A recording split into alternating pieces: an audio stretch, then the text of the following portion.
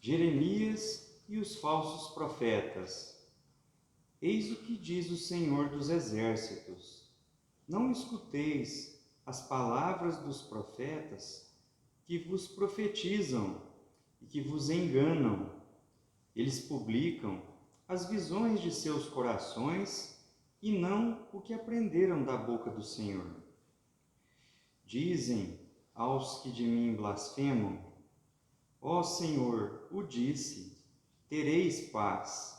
E a todos os que andam na corrupção de seus corações, nenhum mal vos acontecerá. Mas qual dentre eles assistiu ao conselho de Deus? Qual ouviu e escutou o que ele disse? Eu não enviava esses profetas. Eles corriam por si mesmos. Eu absolutamente não lhes falava. Eles profetizavam de suas cabeças. Eu ouvi o que disseram esses profetas que profetizavam a mentira em meu nome, dizendo: sonhei, sonhei. Até quando essa imaginação estará no coração dos que profetizam a mentira e cujas profecias não são senão as seduções do coração deles? Se, pois, esse povo, ou um profeta, ou um sacerdote, vos interrogar e disser: qual o fardo do Senhor?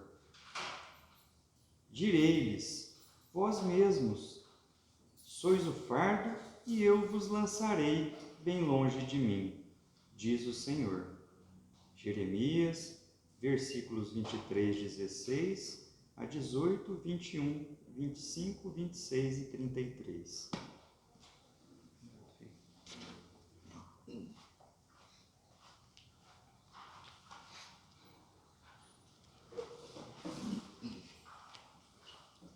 Boa noite a todos. Que Deus e Jesus nos abençoe, nos fortaleça e nos ampara sempre. Eu quero aproveitar hoje para fazermos aqui uma ligação entre o Evangelho, essa leitura que foi feita pelo nosso irmão aqui hoje, Jeremias e os falsos profetas, que está lá no capítulo 21, e também do livro que nós estamos estudando aqui, que é o livro Bênção de Paz, ditado pelo Emmanuel, escrito pelo Chico Xavier, que traz para nós uma frase que está na Bíblia, em Tito, que é uma epístola, é uma carta que Paulo escreveu para ele. Tito era um dos apóstolos de Paulo. E ele, então, passando por algumas dificuldades na comunidade onde ele vivia, Paulo, então, escreve para ele essa carta, uma epístola para ele. Paulo tira aqui uma frase, Emmanuel tira aqui uma frase da Bíblia, e que ela está lá no capítulo 2, no versículo 1, em Tito. A frase ela é pequenininha, mas depois quem quiser ir lá na Bíblia e dar uma lida, que é bom que a gente vai entender um pouquinho mais do que está lá. Vou falar um pouquinho mais dela, mas com as minhas palavras, não do jeitinho que está lá na Bíblia. Emmanuel busca então a seguinte frase: tu, porém, fala o que convém à sã doutrina. Seria como se Paulo estivesse escrevendo para Tito e dizendo para ele: tu, porém, fala o que convém à sã doutrina. Ou seja, Tito, devemos falar o que nos ensina a doutrina e não o que nós achamos. Olha só, é o que ele está dizendo para Tito. O que é que ensina a doutrina? E o que é que nós achamos? Buscando então nessa passagem da Bíblia, logo em seguida, Paulo coloca assim, que as mulheres sejam as verdadeiras donas de casa, que eduquem, que cuidem dos seus filhos, que cuidem do seu marido, que cuidem da sua casa, que os homens sejam trabalhadores, honestos, que eles possam prestar o serviço conforme aquilo que lhe convém, conforme aquilo que ele se propôs com aquele seu patrão. E ele começa então a falar que nós então devemos, de uma certa forma, agir na nossa vida, ele dizendo para Tito, agir na nossa vida conforme a doutrina nos ensina. Mas o que é importante, o que ele tira aqui, o que é, Tito, que estão falando na sua comunidade? Do que é que falam? Falam da doutrina ou falam de si mesmos? Então, eu preferi buscar no Evangelho, aonde está lá Jeremias e os falsos profetas, que é uma advertência, uma chamada de atenção, para que todos nós prestemos bastante atenção naquilo que nós ouvimos dos outros. Naquilo que nós ouvimos, que naquela época eram os profetas, e que também nós podemos tirar como sendo hoje os médiuns de hoje. O que é que nós estamos ouvindo dos médiuns de hoje, que eram os profetas de antigamente? Nós estamos ouvindo dos médiuns de hoje a mensagem do Evangelho, a mensagem cristã, ou aquilo que eles acham, aquilo que eles pensam. Porque nós precisamos de nos inteirar dos assuntos da doutrina para que nós possamos entender e compreender uma mensagem quando nós a lemos, ou quando nós recebemos uma mensagem, ou quando no centro espírita um médium fala, olha, é necessário que seja feito isso ou aquilo. Peraí, é dele ou é dos espíritos? Nós precisamos de saber, entender. Porque a gente aprende também no Evangelho que reconhece-se a árvore pelos seus frutos. Uma árvore boa não dá maus frutos. E uma árvore má não dá bons frutos. Que nós devemos olhar então, se aquele médium que está passando para nós a mensagem é uma boa árvore, para que possa ser ali a mensagem um bom fruto para nós. Mas,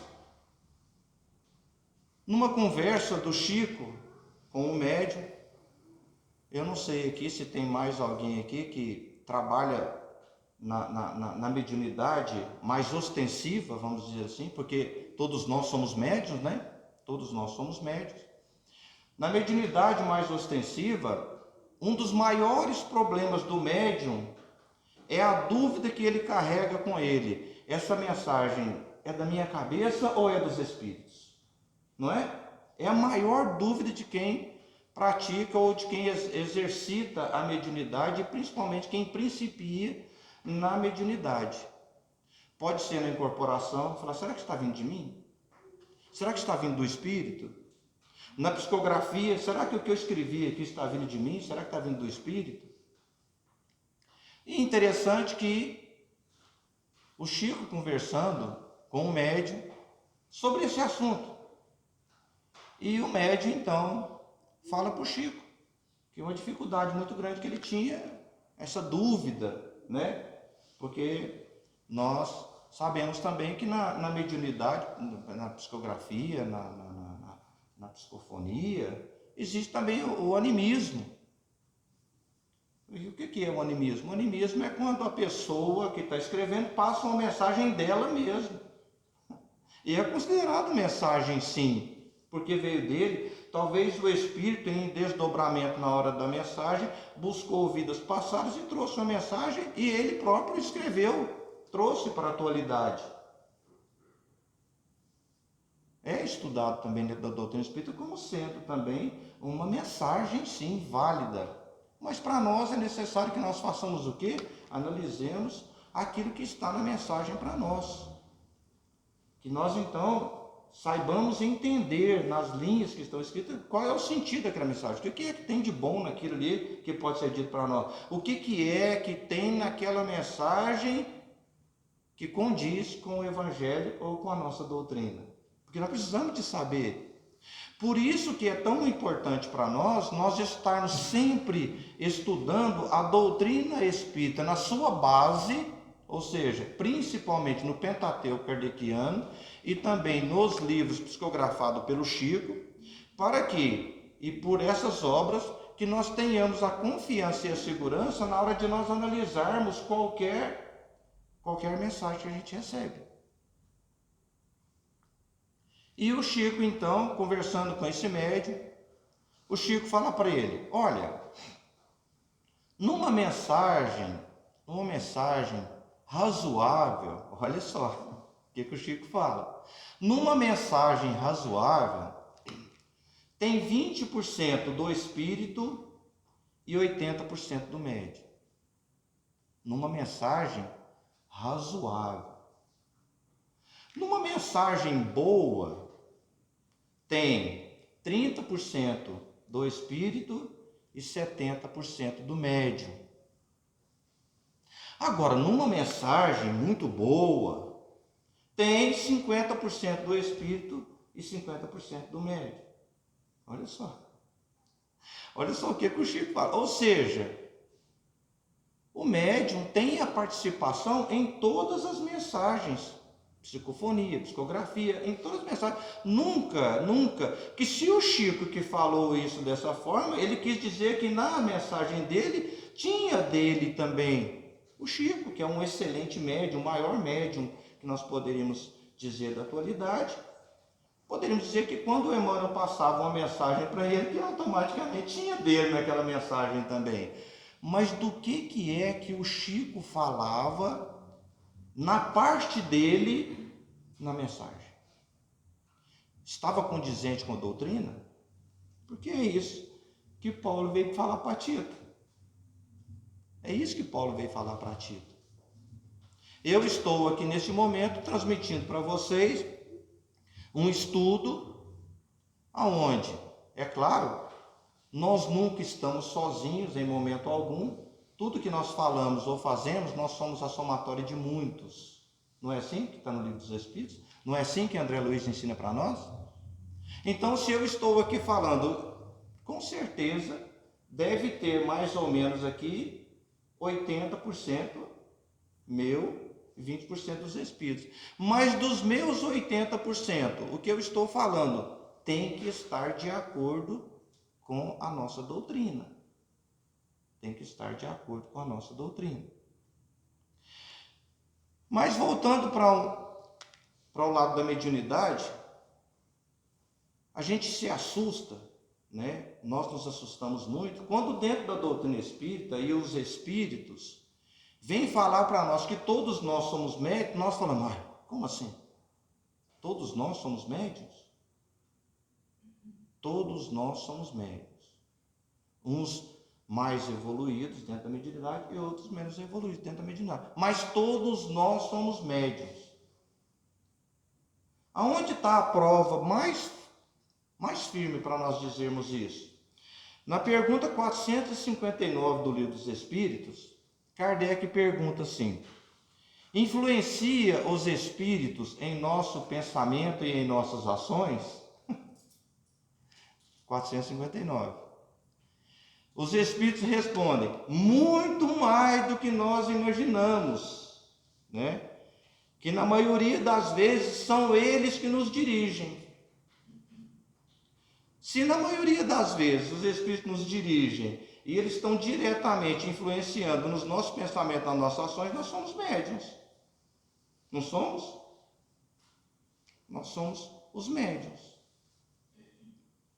Daí então, nós somos, e poderíamos dizer, que enquanto nós estamos falando qualquer coisa, que enquanto nós estamos conversando com alguém, quando nós estamos falando de qualquer assunto, ou quando nós estamos trabalhando nas nossas ações diárias, nós somos a somatória de muitos. Ao mesmo tempo, né, já diziam para nós que nós todos que estamos aqui encarnados teríamos mais ou menos uns 7, há uns tempos atrás conosco, junto conosco. E eu poderia dizer até mais ainda. Não existe nos estudos da mediunidade a influência de espírito para espírito, de espírito para encarnado, de encarnado para desencarnado, e não existe a influência de encarnado para encarnado. Eu posso conversar com uma pessoa e influenciar essa pessoa a tomar uma atitude. Eu, espírito encarnado, eu posso influenciar. Então, isso quer dizer o quê? Querendo ou não, por recebermos influência e por nós influenciarmos os outros, nós todos somos médiuns. Agora, qual é o tipo de espírito que nos influencia? Qual é o tipo de espírito que nos influencia? Isso aí vai pela lei da atração, que nós conhecemos da doutrina espírita. Nós atraímos para junto de nós os espíritos que têm a mesma forma de pensar, a mesma forma de agir que nós. Como nós pensamos, né, tem na Revista Espírita, fala assim, Kardec complementa uma frase, que fala assim, um ditado muito antigo para nós, que diz assim, diga-me com quem tu andas, que direi quem tu és. Não é assim? Kardec, na Revista Espírita, escreve embaixo, diga-me como pensas, que eu te direi quem te diriges. Então, veja bem, querendo ou não, todos nós que estamos aqui somos os profetas da modernidade. Somos os profetas da modernidade. Agora, o que nós chamamos a atenção para nós, trazendo desde lá de Tito, de Jeremias, do Livro dos Espíritos, nós temos que trazer para nós hoje, como sendo para nós uma forma de nós aprendermos, porque a doutrina espírita, além de consoladora, ela nos ensina. Ela traz para nós formas ou maneiras para que nós, através do estudo do raciocínio lógico e da razão, que nós também possamos tirar dela algo para nós nos melhorarmos. Não simplesmente nós ouvirmos a doutrina espírita e acharmos bonito. É necessário que algo seja trazido a nós para que nós, então, aproveitando de todas essas coisas, porque senão, por que os espíritos iam trazer essas mensagens para nós, o Chico? É para que nós possamos crescer e aprender. Então, se nós começarmos a pegar isso daqui, e nós pegarmos a frase que Paulo escreveu, será que nós, quando falamos, nós falamos o que convém à nossa doutrina, ou nós falamos aquilo que nos convém? Quando nós estamos conversando com qualquer pessoa. Como que é que nós estamos relacionando com as pessoas hoje? Na hora de nós conversarmos, na hora de falarmos com elas. Nós falamos dos nossos interesses, das nossas reclamações, nós falamos daquilo que nós queremos influenciar naquela pessoa, qual é o meu interesse de influência sobre aquela pessoa, qual é o meu interesse de receber algo daquela pessoa, porque eu converso conforme eu agrado para poder receber dela, ou será que naquele momento eu estou sendo, naquele momento, honesto para com a minha doutrina? Será que quando eu abro a minha boca, sai da minha boca algo que condiz com a doutrina ou não? Ou com as trevas? Quando eu falo, quando eu converso, quando eu troco ideia, quando eu converso com um amigo, no meu trabalho, aonde quer que seja, será que eu falo aquilo que eu tenho aprendido da minha doutrina, ou eu ainda falo dos meus antigos vícios, que são cheios de egoísmo e de orgulho ainda? O que sai da minha boca? Porque a carta de Paulo a Tito, a epístola de Paulo a Tito, serve para nós hoje. Será que, ainda mais, porque nós temos um ditado que fala assim, né? Que a palavra pode convencer e o exemplo arrasta, não é assim? Vamos a um pouco mais longe. Será que nós hoje, nas nossas atitudes diárias, no nosso trabalho, dentro da nossa casa, junto com as pessoas na rua, num banco, no bar, aonde quer que seja que nós estejamos, será que as nossas atitudes hoje condiz com aquilo que nós pregamos no Evangelho? Ou será que nós ainda estamos recebendo a influência do momento ou daqueles que estão ao nosso redor e agindo pela influência deles? Será que nós temos uma condição hoje de andar, né, que andem do nosso lado os bons espíritos, para que eles possam nos influenciar somente as coisas boas, a falar as coisas boas, a ter as boas atitudes e as boas ações? Qual é a mensagem que nós estamos dando hoje para o mundo? Qual é a mensagem que eu transmito para o mundo? Lendo um livro de filosofia há pouco tempo, a pessoa colocava o seguinte, que nós lemos Aristóteles, Platão, Sócrates e mais esses outros todos aí, como sendo filósofo. Mas a pessoa dizia o seguinte, filósofo é todo aquele que procura a viver na sua vida uma certa igualdade entre aquilo que fala e aquilo que faz. Esse é filósofo. Porque todos os filósofos, a maioria deles, pelo menos o que a gente lê, eles agiam conforme eles acreditavam naquilo. Sócrates morreu por causa disso. Ele vivia conforme ele acreditava e conforme ele filosofava. Ou seja, cada um de nós aqui, a dona de casa, que cuida da sua casa, cuida dos filhos, cuida do esposo, cuida de tudo, das coisas, sendo aquela estrutura, é uma filosofia de vida que ela tem. Não é assim que nós falamos? O pai que levanta cedo, vai trabalhar, procura ser honesto, ganha seu dinheiro, tal pai, e vem e cuida da família, cuida dos filhos, está ali cuidando das coisas ali, ele é um filósofo. Por quê? É o estilo de vida dele. Ele tem aquela filosofia de vida, então ele também é um filósofo. Agora, quando nós nos dissemos cristãos, como que nós estamos vivendo a nossa vida? E será que nos nossos atos, nas nossas atitudes, nas nossas palavras, nos nossos gestos, nós estamos passando uma mensagem do Cristo ou das trevas? Qual é a mensagem que nós carregamos? Porque